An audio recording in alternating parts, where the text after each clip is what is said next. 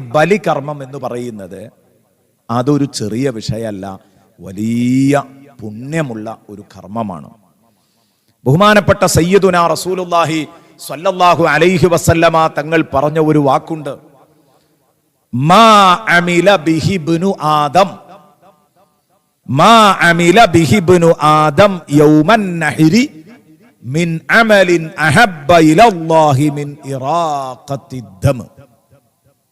മുത്തുനബി സല്ലല്ലാഹു അലൈഹി വസല്ലമ തങ്ങൾ പറഞ്ഞു, ബലിപെരുന്നാൾ ദിനത്തിൽ ഒരടിമ ചെയ്യുന്ന ആരാധനകളിൽ മനുഷ്യൻ, ആദമിന്റെ മകൻ, ആദം സന്തതികൾ ചെയ്യുന്ന ഇബാദത്തിൽ അള്ളാഹുവിന് ഏറ്റവും ഇഷ്ടപ്പെട്ട ഇബാദത്ത് മിൻ ഇറാഖത്തി ദം, ബലികർമ്മം നടത്തലാണ്.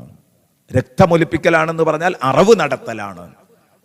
അതിനേക്കാൾ അള്ളാഹുവിന് ഇഷ്ടമുള്ള ഒരു പണി ഏത് ബലിപെരുന്നാൾ ദിനത്തില് അടിമക്ക് ചെയ്യാൻ പറ്റില്ല, ഒരു മനുഷ്യന് ചെയ്യാനില്ല.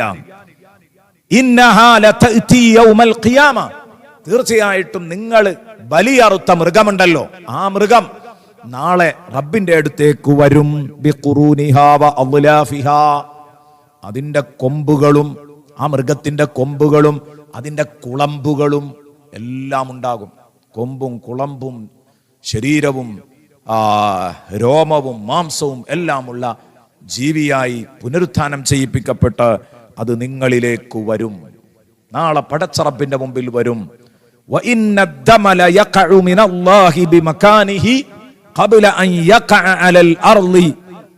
നിങ്ങൾ അറുത്ത ബലിമൃഗം, ഇഖ്ലാസോടെ നിങ്ങൾ അടുത്ത ബലിമൃഗത്തിന്റെ ഓരോ തുള്ളി രക്തവും ഭൂമിയിൽ വീഴുന്നതിന്റെ മുമ്പ് അള്ളാഹുവിന്റെ അടുത്ത് അത് വലിയ സ്വീകരണം ലഭിക്കും.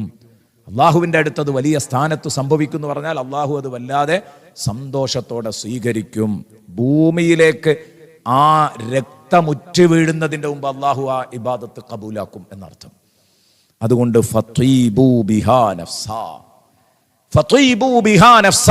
അതുകൊണ്ട് നിങ്ങൾ സന്തോഷത്തോടെ, നിങ്ങൾ നല്ല റാഹത്തോടെ അറവ് നടത്തുക. ഫത്വീബു ബിഹാ നഫ്സ, അതുകൊണ്ട് നിങ്ങൾ മനസ്സു നന്നാക്കണം.